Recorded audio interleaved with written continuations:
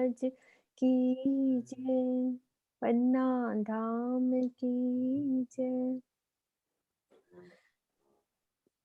सन 1974 में, यानी कि 74 में क्या क्या हुआ, उस शोभा को हम पढ़ने जा रहे हैं। अभी तक मेरे सरकार श्री जी की जागनी किरण पसरना। सर्वप्रथम गुजरात के सुंदर साथ कीकूभाई जी भंडारे पर आए। वे आपके मुखारबिंद से चर्चा सुनकर गदगद हो उठे। सर्वप्रथम मनी भाई पटेल ने अपने निवास स्थान चांचपुर गांव, जिसके आसपास हरकुंडी, टीम्बा, गोदरा, कांटड़ी, रतनपुर आदि गांव बसे हैं, अपने घर पर श्री बीतक साहब चर्चा का आयोजन करवाया। चर्चा में जब निजानंद संप्रदाय का हकीकत का ज्ञान सुनने को मिला तो वे कृत हो गए। दोपहर 1 बजे से 4 बजे तक कार्यक्रम होता था। हजारों की संख्या में लोग ट्रैक्टर, गाड़ियां, पैदल चले आते थे। मनी मामा ने दिल खोलकर सुंदर साथ की सेवा की। अंतिम दिन भंडारा होकर बीतक समाप्ति हुई। समाप्ति पूजन के दिन सरकार श्री को भेंट देने हेतु बहुत सा सामान मंगवाया गया। आपने बिल्कुल कुछ भी नहीं स्वीकारा और कहा कि यदि आप लोग चाहते हो कि मैं गुजरात आकर आप सबकी सेवा करूं तो यह कभी फिर ना करना। इस चीज से हमें क्या शिक्षा मिलती है? सुंदर साथ जी, ये जो छोटा हमने सर ये जो प्रकरण पढ़ा, ये थोड़ा सा शिक्षा क्या मिली हमें इस चीज से कि उन्होंने कुछ भी सामान नहीं स्वीकारा, कि उनको कोई तरह का, मेरे सरकार श्री को कोई लालच नहीं थी, कोई भेंट पे इतना सामान दे रहे हैं तो कुछ भी उन्होंने स्वीकार नहीं किया। इस बात से सुंदर साथ का दिल आप। ये एक बात और कह हाँ, सकता हूँ, हाँ जी, नहीं नहीं, आप तो बोलोगे जरूर, बोलो।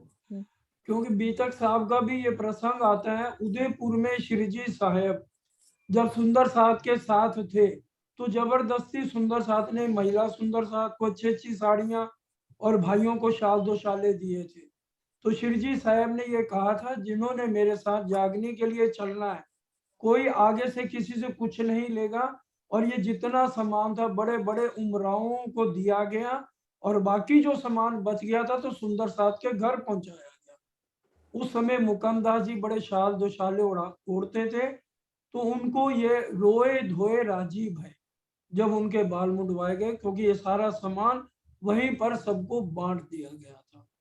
तो इसलिए जागनी के काम में कभी भी लालच तो करना ही नहीं है कि कोई सुंदर साथ हमें दे। जब काम करना है राज्य का तो निस्वार्थ भाव से करना चाहिए। गोविंद के गुण गाय के तापर मांगत दान, दिग दिग पढ़ो मेरे बुद्ध को जो बेचत ठीक है ठीक पढ़ो। भगवान। राजी महाराज ने हमें इसलिए इस जागनी के काम में, प्राणनाथ जी ने खुद इस रहनी पर चल के दिखाया और सरकार साहब ने वही बात को अपनी जिंदगी में सबसे पहले अपनाया और सुंदर साथ को सिखापन दिया कि ना तो मेरा कोई स्वागत फूलों से करेगा, ना मेरे रास्ते में कोई फूल बिछाएगा और ना कोई मेरे को कोई चीज देगा। जो है लंगर प्रसाद सादे में ही रहमे, जो वाणी हमें सिखापन देती है, रहमे निर्गुण होए के आहार भी निर्गुण, साफ दिल सुहागनी कबू ना दुखावे किन। ये रास्ता सरकार साहब ने खुद पहले अपना के सुंदर साथ को सिखापन दी। इस बात से सुंदर साथ का दिल आपके प्रति और आदर भाव से भर गया।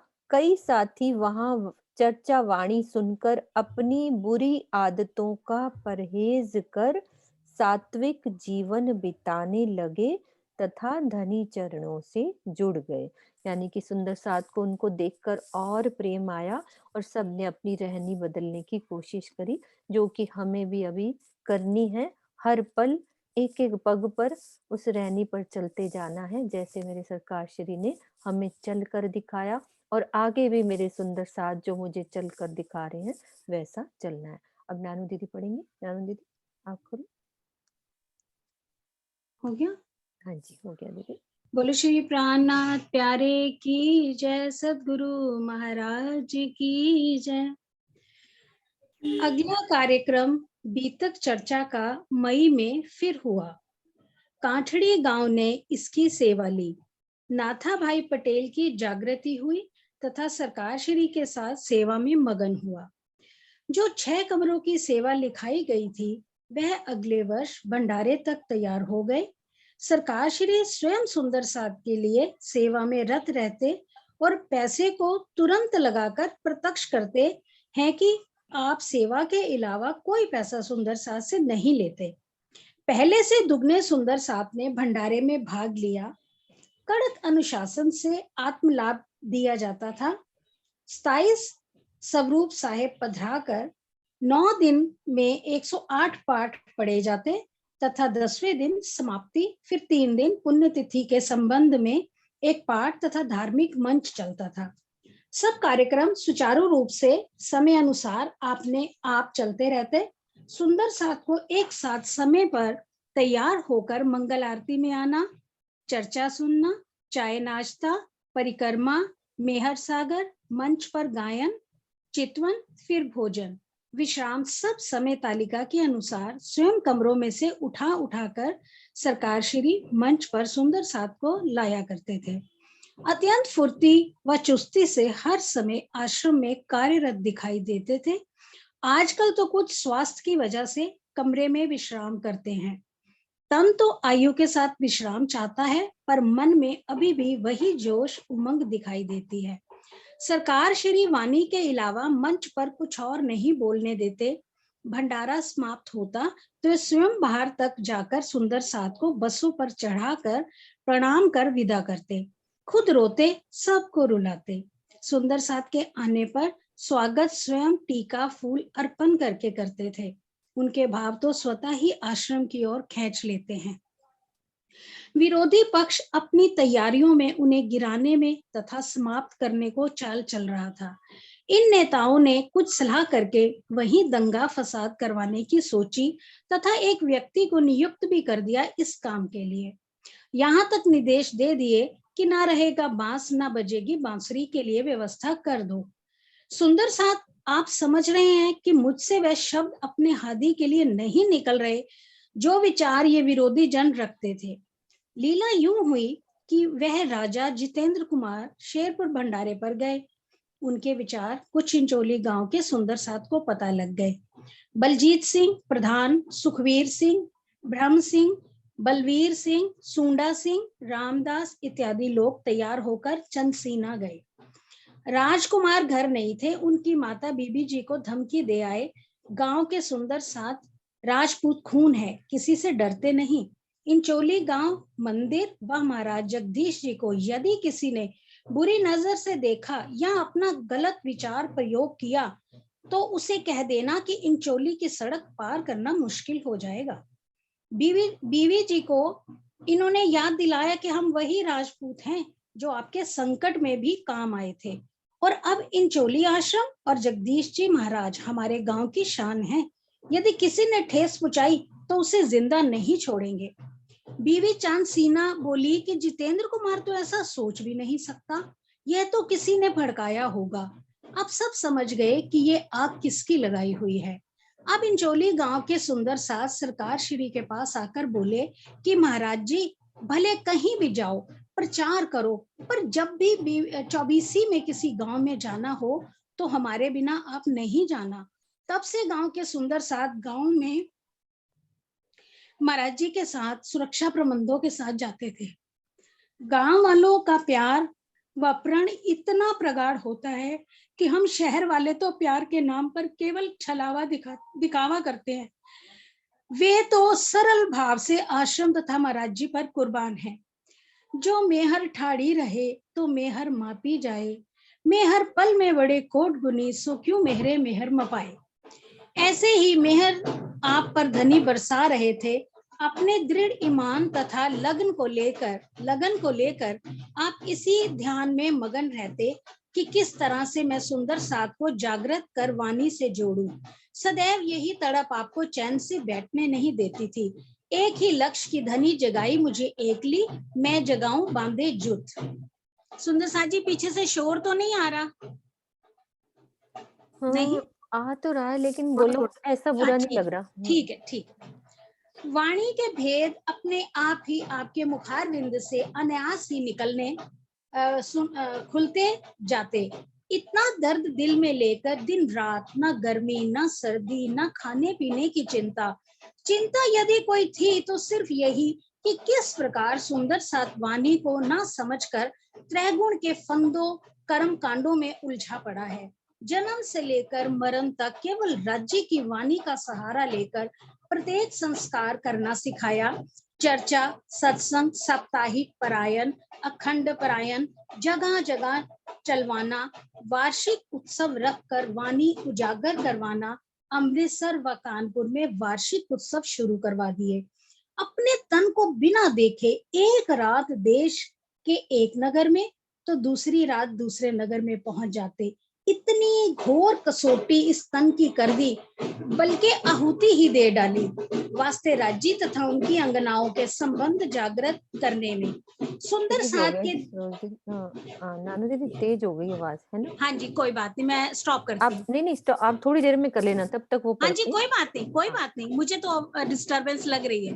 हाँ दीदी, ठीक है, आप दरवाजा बंद 2 कर मिनट वो पढ़ लेते हैं। दरवाजे बंद है फिर भी आ रही कोई है। बात नहीं, अभी देखो ये घर चले के नीचे, जाएंगे। हाँ हाँ नेक्स्ट जी, आप थोड़ा देर ठहर के पढ़ लेना। हाँ कोई बात नहीं। मधु दीदी, आप पढ़ो वहीं से। हाँ जी। सुंदर साथ के दिलों में स्वरूप साहब घर पर पधारने का भय निकाल दिया।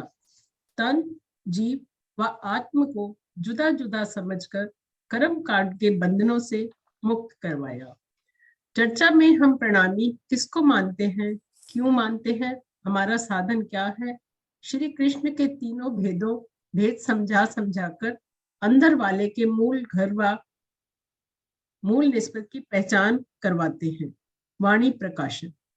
जागृति आते ही सब सुंदर साथ का आग्रह होने लगा कि हमें वाणी घरों में पधराने के लिए चाहिए।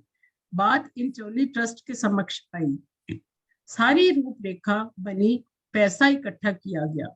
श्री प्रकाश चंद मिड्ढा ने इलाहाबाद प्रेस में छपवाने में सहायता देने का वचन दिया। सरकार श्री ने पुराने से पुराने हस्तलिखित स्वरूप साहिब पटना राजपुर गांव से प्राप्त किए। यह सब आधारभूत सामग्री लेकर कुमारी बबली दिल्ली तथा चंचल रानी अमृतसर एवं अपनी धर्मपत्नी श्रीमती कृष्णा को लेकर पुजारी पन्ना लाल जी महाराज मांगी लाल गुजरात को साथ लेकर इलाहाबाद लगभग 8 महीने रहकर इस महत्वपूर्ण कार्य को स्वयं अपनी देखरेख में प्रेस में छपवाकर एक सुंदर स्वरूप साहब सुंदर साथ के कर कमलों में अर्पित किया। क्या क्या कठिनाइयां नहीं झेली होंगी, इसका अनुमान असंभव प्राय है। बिहारी जी की राह पर चलने वाले तो अपने कार्य को ही सकुशल निभाते हैं। प्रगति की पथ पर कांटे बिछाना उनका काम था, पर जो सत्य के बंजारे होते हैं वे सत्य को निरख परख कर अवश्य ग्रहण करते हैं। ऐसा ही एक उदाहरण धर्म गुरु पंडित प्यारेलाल जी ने प्रस्तुत किया। वे स्वयं सेवी भावी थे और सच्चे सेवेदारों को पहचानते और उनको प्रोत्साहन देते थे। सन 1978 में वे इंचोली आश्रम पधारे और सत्य को नजदीक से देखा। हालांकि वे आए तो छिद्र की पुष्टाई करने ही थे, फिर भी उन्होंने इतनी मर्यादा तोड़कर बल दिखाया कि मैं वास्तविकता को स्वयं देखूंगा। पहले उन्हें जयपुर रोका गया, फिर दिल्ली में भी रोका गया, क्या करोगे जाकर, लेकिन वे आए और 15 दिन लगातार रहे, जैसा कि सांच को आंच नहीं होती। उन्होंने स्वयं सब कार्य, सेवा, चर्चा, सत्संग, गांव-गांव, नगर-नगर के लोगों के भावों व अनुभवों का अवलोकन किया। फिर स्वयं अपनी लेखनी से लिखकर दे गए कि मैं तस्दीक करता हूं कि जगदीश चंद्र आहूजा श्री जी का वाणी के अनुसार गरीबी भाव से जागनी और सेवा कर रहा है। मेरा आशीर्वाद सदा इनके साथ है। मुजफ्फरनगर का मंदिर बनकर तैयार हो गया था, वहां पधरावनी करवाने गए। फिर अमृतसर गए। सब कुछ देख रेख कर उन्हें लगा कि ये तो ईर्ष्यावश ही कुछ लोग राहों में रोड़े अटका कर भोले सुंदर साथ को भरमा रहे हैं। जब वापस पन्ना जी पहुंचे तो ट्रस्टियों ने उनसे कहा कि आपको मना करने के बावजूद आप वहां गए। उन्होंने अपने पद की सत्ता का लाभ उठाते हुए कहा कि धर्म गुरु के पद पर होने से मेरा यह कर्तव्य बनता है कि मैं सत्य झूठ को परखूं। जगदीश जी सच्चा कार्य कर रहे हैं और आप लोगों ने चंद झूठे लोगों के पीछे लगकर गलत प्रचार कर उनको व्यर्थ बदनाम किया है। पंडित प्यारेलाल जी ने आपकी वाणी की महिमा बताते हुए मुजफ्फरनगर मंदिर की भी महिमा गाई। विरोधी तत्वों का अगला वार था इंचोली मंदिर की जमीन जब्त करवाना। उन लोगों ने राजा जितेंद्र को साथ लगाकर वहां की 65 बीघा जमीन से मंदिर के नाम थी जब्त करवा दी। आपने वहां के कुर्बान सुंदर साथ का सहयोग लेकर अपने प्राणों की बाजी लगा दी तथा हर कठिनाई तथा खूब पैसा खर्च करके निजानंद आश्रम ट्रस्ट इंचोली के नाम से 65 बीघा जमीन नगर निगम से स्वीकृत करवा ली। आश्रम के चारों ओर बाग तथा सब आश्रम ट्रस्ट की जमीन है। कैसे आघात करने की महत्वाकांक्षी लोग तैयार हो जाते हैं। शायद आपने गुरु महाराज जी के प्रति भावों को भी मिटा डालते हैं तथा एक है कि उनके नाम को रोशन करने में अपना सर्वस्व लुटाकर बैठे हैं। सच्चे आशिक की भांति हादी सदगुरु को अपनी करनी रहनी से शोभा दिला रहे हैं कि एक हीरा महाराज राम रतन दास जी ने परखा था जो अपनी चमक से सबको चमका रहा है। आपने अपना लक्ष्य जन जन तक वाणी पहुंचाना बना लिया था। जैसे जैसे सुंदर साथ वाणी के तथ्यों को समझेंगे, महाराजों व पुरियों वालों की बनाई गई कर्मकांड की बेड़ियों से स्वयं ही निकलेंगे। जगह जगह बीतक साहब से श्री प्राणनाथ जी की पहचान करवाकर सुंदर साथ को अपने धर्म की मूल बातें समझाई। मासूम सुंदर साथ जो पहले प्रणामी धर्म को समझता ही नहीं था, वह जैसे ही आपसे चर्चा समझकर धर्म में संलग्न होता तथा आपके प्रति भाव रखकर रतनपुरी जाता तो लोग व रिश्तेदार ताने कसना शुरू कर देते है कि यह भी चोली वाले हो गए हैं, इन पर भी जादू हो गया है, जो हाँ जाता है उन्हीं का हो जाता है, यह तो पता नहीं जादू कर देते हैं।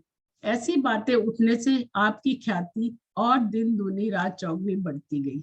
सुंदर साथ में अंगना भाव जागृत हो जाता है तो वह अपने धनी अपने मूल घर की पहचान कर जब तक खेल में रहती है मोह माया के झूठे बंधनों को तोड़ा जाता है। रूह को उसके असल आनंद की अनुभूति होने लगती है। चितवन से 25 पक्ष का आनंद यही बैठे ही लेने लगती है। सन 1980 से पूर्व आप लगभग 80 बार बीतक साथ चर्चा कर चुके थे तथा काफी सुंदर साथ आपके साथ आत्म जागृत कर आगजागनी कार्य में समर्पित हो चुका था। मंदिर के जीवोद्वार का प्रसंग आया, उसे नया रूप दिया गया। एक भव्य इमारत में मंदिर की सेवा आज देखने को मिलती है।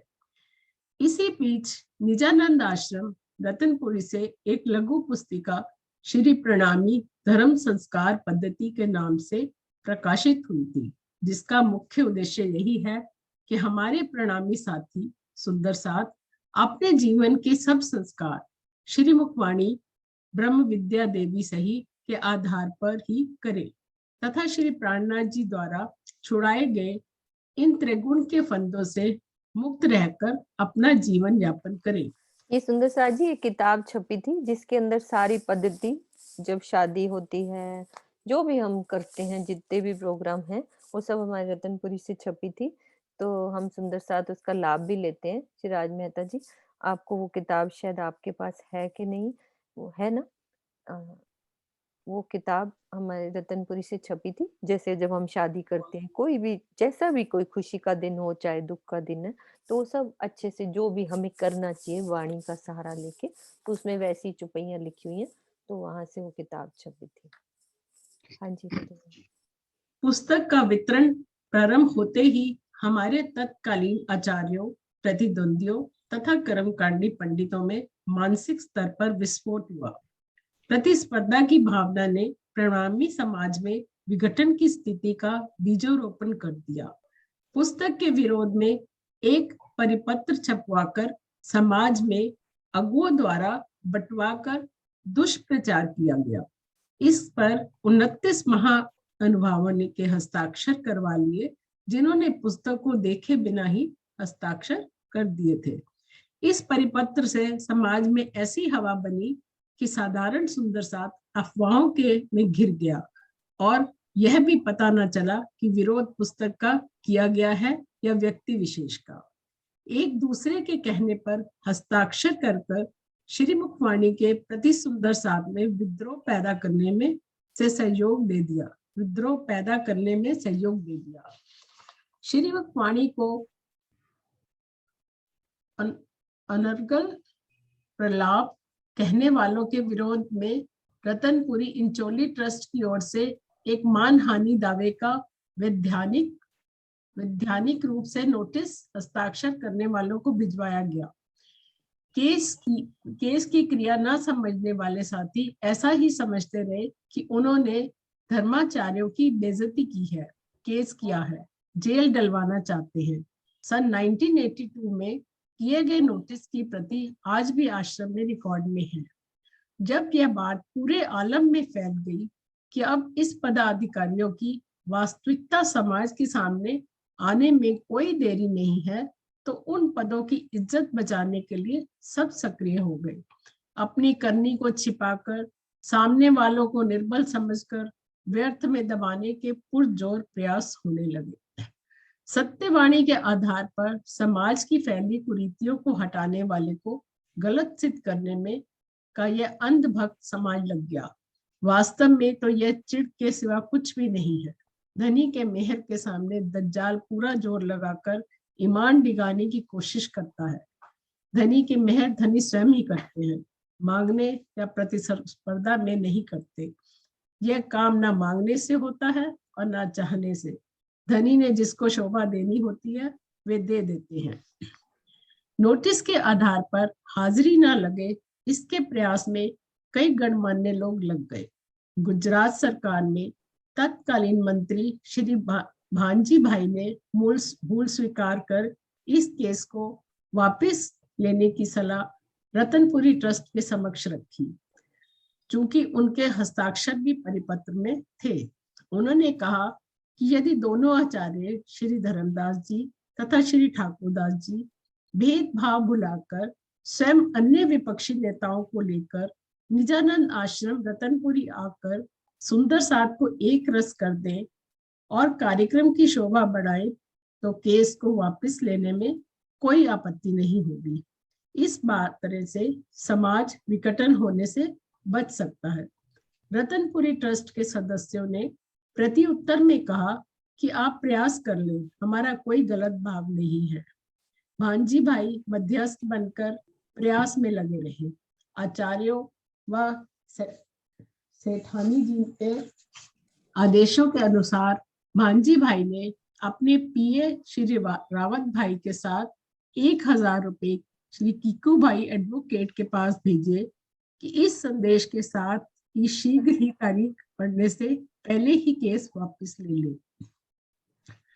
उनके कथनों पर विश्वास कर धार्मिक व सामाजिक स्थिति को यथावत अच्छा बनाए रखने के विचार से धामधनी का हुक्म मानकर रतनपुरी ट्रस्ट द्वारा दायर मानहानि का केस वापस लेकर आपने अपनी उदारता प्रकट की। सीधे दिल के साथ लोग छल वालों की चतुराई को न कभी समझ पाए हैं, ऐसा ही हुआ है। आपने केस वापस लिया और विपक्षी फिर से हावी होकर अपनी नीयत बदलकर समाज को भ्रमित करता रहा और कर रहा है। झूठी विवशता के पत्र लिखकर भोले साथ को कोरी सांत्वना देते रहे। सच्ची राह पर चलने वाले को राजनीति कहाँ आती है, यह पत्र साक्षी प्रमाण रूप में रतनपुरी आज भी रखे हैं। इसी बीच धर्म गुरु पंडित प्यारेलाल जी इंचोली भंडारे पर आए और स्वयं पूरी स्थिति का जायजा लेकर लिखित विचार देकर गए, जिनका विवरण पहले हो चुका है। इस वारदात को लगभग 20 वर्ष हो चुके। इस दरमियान कई अवसरों पर नौतनपुरी तथा पन्ना धाम में दोनों पक्षों में मेल मिलाप एवं पारंपरिक सद्भाव हेतु भेंट वार्ता तथा विचार विमर्श हुए।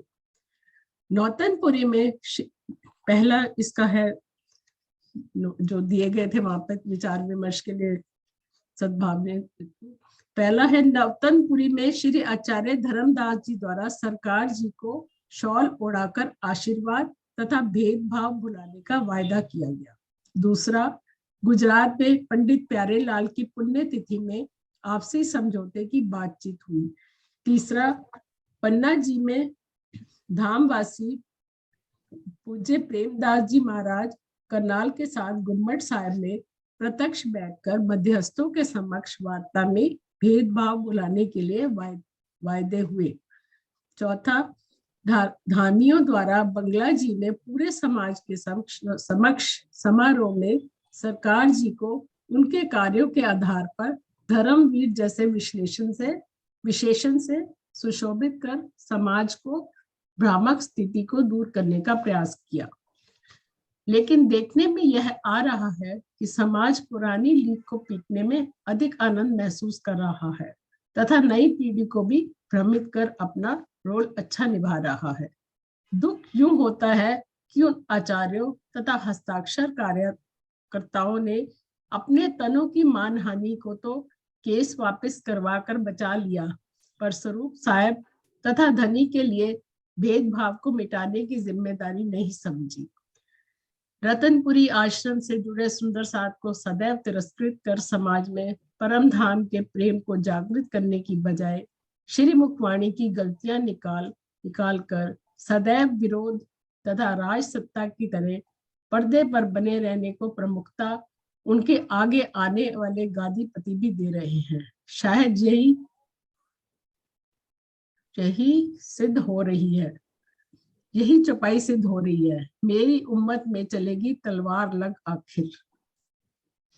हाँ जी, हाँ जी। तो भाभी नानू दीदी आपका हो गया शोर, अब ठीक है? हाँ, अब आप पढ़ो। प्रणाम जी। हाँ जी। सन 1981 में जयपुर बीतक का प्रसंग भी दज्जाल से लड़ाई का एक प्रमुख प्रसंग बना। श्री कृष्ण प्रणामी मंदिर श्री परमेश्वरी बाई ट्रस्ट में श्री बीतक साहब चर्चा का कार्यक्रम तय हुआ। बड़े उत्साह व सद्भाव से आरती पूजन हुआ, पर 2 ही दिनों बाद दज्जाल अपना शोर मचाने लगा। सेवादार श्रीमती मोहन बाई के अडिग ईमान से पूरा कार्यक्रम होने तक समाज के विरोधी तत्वों से मुकाबला धनी की मेहर से किया। यहाँ तक कि गादीपतियों की सलाह से उस मंदिर न जाने का हुक्म प्रचारित हो गया। धामधनी की बैठक की इतनी दुर्दशा आज शायद ही कोई जागृत बुद्ध लेकर करेगा। धर्म रक्षक के रूप में फूलपुर भुइया कुटी दूब गवा रीवा में परमहंसों की गादी है। सन 1983 तक यहाँ गादी पर केवल ब्रह्मचारियों को ही आसीन किया जाता था। यह परंपरा शायद मूल स्थान से निर्धारित थी। कारण ऐसा बना कि जब वह गादी खाली हुई तो उस पर बैठाने लायक कोई योग्य ब्रह्मचारी ना मिला। वहीं पर एक वाणी ज्ञाता असिस्टेंट मैजिस्ट्रेट योग्य व्यक्ति मिला जो विवाहित था। सबने मिलकर उसको अर्ज विनती करके गादी संभालने के लिए राजी कर लिया। सब सुंदर साथ उन्हें लेकर बसों में पन्ना जी आ गए कि वहां से आशीर्वाद लेकर शाल ओढ़ाकर उनको पदासीन कर देंगे और वे विधिवत महाराज बन जाएंगे। कुछ लीला ऐसी घटी कि पन्ना जी जाने के बाद वहां के धामियों ने उन्हें स्वीकृति ना दी तो उन्हें अपनी बेइज्जती महसूस हुई। बड़े ही रोष में आकर उस व्यक्ति ने प्रणामी धर्म ही छोड़ दिया और सनातन धर्म का अनुयायी बन गया। साथ ही साथ वाणी मर्मज्ञ व बीतक साहेब का जानकार होने की वजह से उनका गलत फायदा उठाकर एक पुस्तक धामियों के विरोध में निजानंद समीक्षा करके लिख दी, जिसमें अनेकों अपशब्द लिखकर समाज में बंटवा दी। समाज के अग्रजों को जब ठेस पहुंची तो उस व्यक्ति पर धर्म विरोधी तथा मानहानि का केस पन्ना वालों ने कर दिया। कोर्ट में जब पेशी हुई तो दोनों पक्षों को बुलाकर वकील जैसा कि करते हैं वाणी पर हाथ रखकर कहो कि जो कुछ कहोगे सच सच कहेंगे, वैसा ही हुआ। शायद फिर डिस्टरबेंस आ रही है। हाँ जी हाँ, एक सेकंड में ये चला तो जाएगा, लेकिन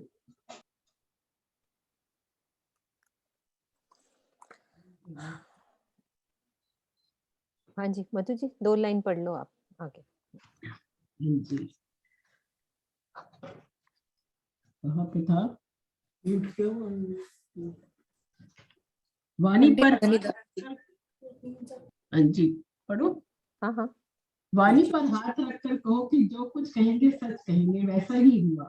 पंडित धनीदास जो महाराज एक तरफ तथा दूसरी तरफ वह कटघरे में जवाब तलब कर रहे थे, उसने सब गवाइयां तैयार कर रखी थी कि वह अपने धर्म मुसलमानों का है तथा संबंध की चपाइयां आदि से साक्शियां देकर मेरे और महमद के बीच कोई नहीं, केस को जीत गया। श्री वाणी और श्री बीतक साहब को जब्त कर लिया गया।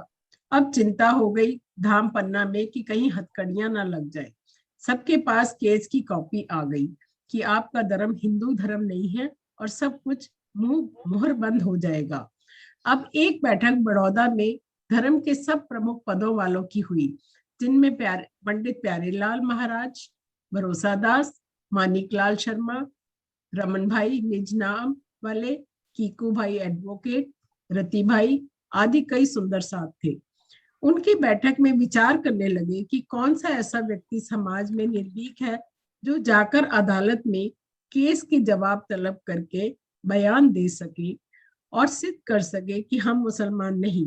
सब तरफ नजर दौड़ाने पर एक ही व्यक्ति जगदीश चंद्र इंचोली वाला नाम आया कि वही कुरान पक्ष व वेद पक्ष को वाणी एवं बीतक चर्चा में प्रयोग करके प्राणनाथ को जाहिर कर रहा है। उन्हीं को मनाकर धर्म रक्षा की भावना से प्रेरित करके प्रयोग में लाया जाए।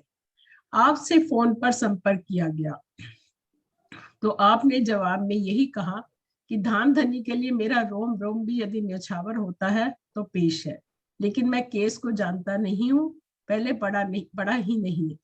जवाब में कीकू भाई वगैरह ने कहा कि एक फाइल हम आपको भिजवा देते हैं। सफर में केस रिकॉर्डिंग करते हुए जवाब सोचते हुए आप जबलपुर पहुंच जाओ। अमुक तारीख को केस की कोर्ट में तारीख है। आप हो गई नानू दीदी? हाँ जी पढ़ो। आप चल पड़े सिर पर कफन बांधकर, बस यही चुपाई सोचते हुए कि धर्म जाता रे कोई दौड़ो। धाम धनी की पतिव्रत अंगना अपने सुहाग के लिए बलिदान होने केवल उन्हीं का सहारा लेकर चल पड़ी। आप जबलपुर पहुंचे तथा अन्य 18 व्यक्ति भी वहां पहुंचे उस केस को संभालने। उस समय हाई कोर्ट में राजेंद्र सिंह वकील थे जो दिल्ली तथा बंबई में केसों की पैरवी किया करते थे। उन्होंने कहा कि पहले मुझे धर्म के कुछ ठोस सिद्धांत तो बताओ ताकि मैं ये सिद्ध कर सकूं। अन्य हमारे धर्माचार्य तो संस्कृत श्लोकों द्वारा पुष्टाई देने लगे। उन्हें कुछ समझ नहीं आया और वो कहने लगे कि कोर्ट में तो हिंदी इंग्लिश तथा प्रूफ चाहिए ना कि संस्कृत के श्लोक। पर क्या करें, ये पंडित लोग, उनको ये शोभा राज्य ने देनी ही नहीं थी। बहुत देर चुप रहने के बाद आपने धनी द्वारा प्रदत्त जागृत बुद्ध व निज बुद्ध के आधार पर तर्क संगत जवाब दिए। जिस धर्म का मंत्र ला इलाहा इल्ला मुहम्मद रसूल अल्लाह है वह मुसलमान धर्म है।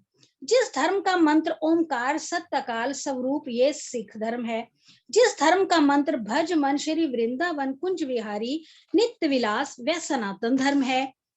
जिस धर्म का मंत्र निज नाम श्री कृष्ण जी अनादि अक्षरातीत है वे कृष्ण प्रणामी धर्म है। इसकी साक्षी है कृष्ण प्रणामी न पुनर्भवाय। आपके इन तथ्यों की बात एडवोकेट राजेंद्र सिंह को समझ में आ गई और उन्होंने कहा कि अब मैं केस हैंडल कर लूंगा। वही हुआ। निश्चित तारीख को आप जब कोर्ट में पेशी के लिए पहुंचे, विपक्ष की तरफ से अनेकों तर्क दिए गए मुसलमान होने के। फिर आपके वकील ने आपकी गवाही दिलवाई। वही बातें जो ऊपर कही गई हैं, ये कहकर आपने कहा कि हमारे दोनों ग्रंथ जो आपने जब्त कर रखे हैं, उन पर अब आप पढ़ लीजिए कि यही मंत्र लिखा है या कुछ और। तर्कसंगत बात के आगे जज भी झुक गया तथा मंगवाकर ग्रंथों को भी देख लिया। अब जज ने फैसला किया कि अमुक व्यक्ति ने अपने व्यक्तिगत सम्मान को ठेस पहुंचने की वजह से ये निंदा भरी किताब लिखी है, वह गुनाहगार है तथा धर्म में कोई दोष नहीं है। उसे सजा भी सुना दी गई। आप सब धर्म योद्धाओं की खुशी का ठिकाना न रहा। आपने धामधनी के स्वरूप श्री कुलजम वाणी को बंद से छुड़ाकर आप लोगों की फतेह हुई तथा दज्जाल का या मान प्रतिष्ठा चाहने वालों का मुंह काला हुआ। बड़े उत्साह उमंग से वाणी को सिर चढ़ाकर आनंद मंगल के भजन गाते हुए आप लोग वापस पन्ना जी आए तथा आप सरकार श्री सबकी बधाई के पात्र बने। सब में आपके व्यक्तित्व की शोभा हुई और जब पर आप अपने दिल से समर्पित भाव से धनी के शुक्रगुजार हो रहे थे कि उनकी मेहर के बिना ये बल जोश कैसे आता। इस तरह से हमारे प्रेरणा स्रोत सरकार श्री सर्वप्रथम अपने जीवन में धर्म रक्षक के रूप में प्रसिद्ध हुए।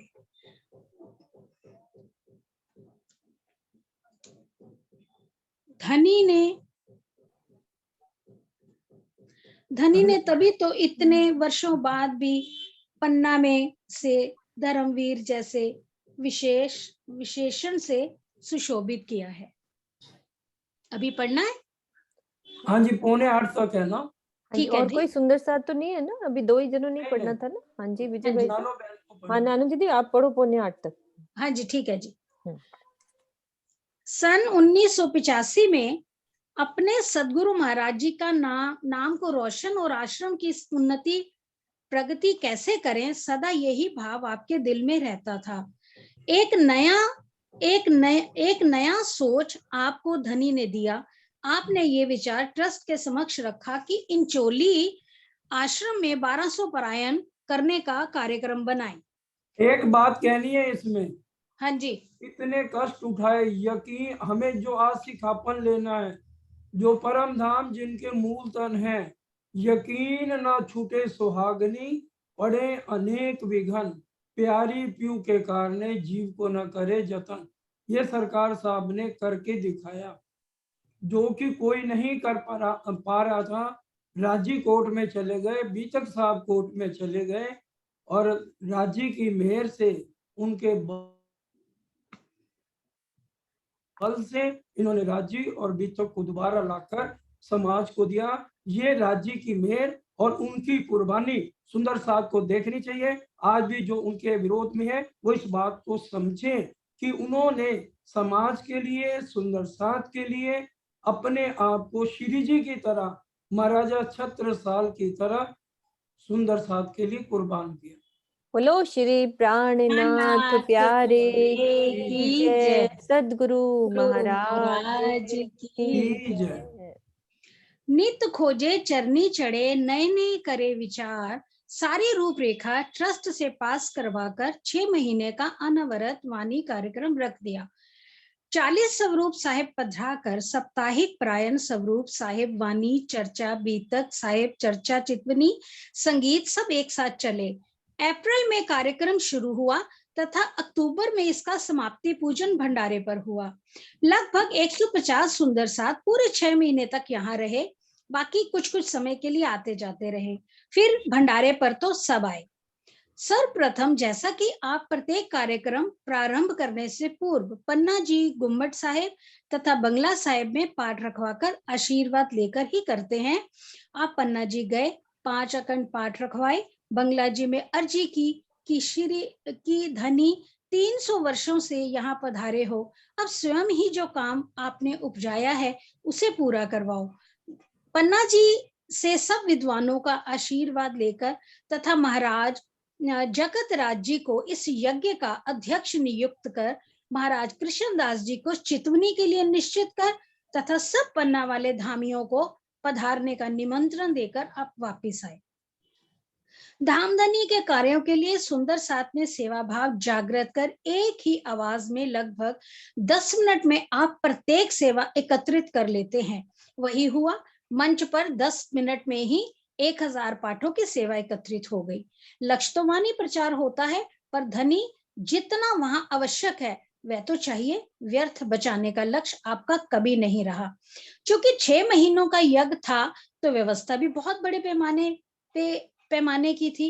स्वयं जाकर कार्यक्रम शुरू करने से पूर्व सबको निमंत्रण दिए, वाणी द्वारा आत्मलाभ लेने की जिज्ञासा पैदा की, धनी से मिलकर अर्जी करें एक सा भाव जगाया।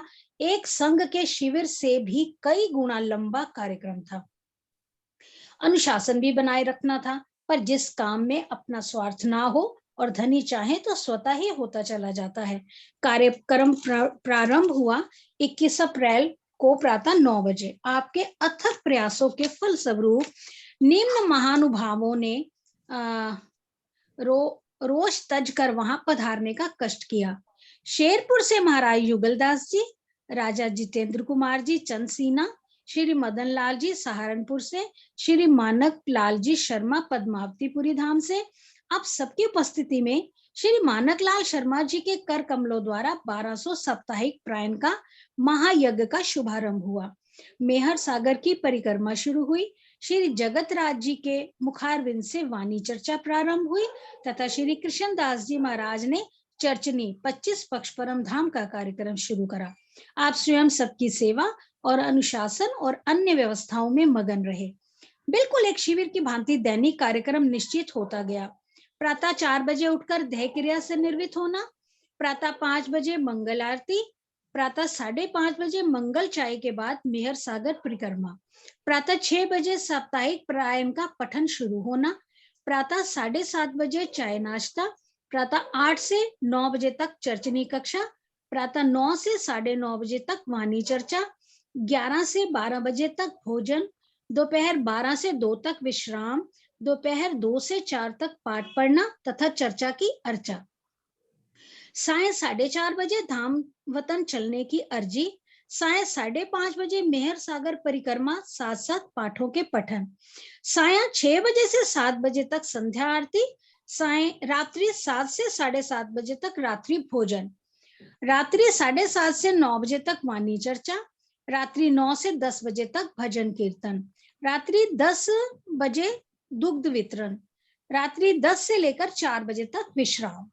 उपरोक्त दिनचर्या में कोई भी समय वाणी के बिना नहीं है, ना ही व्यर्थ नष्ट करने का है।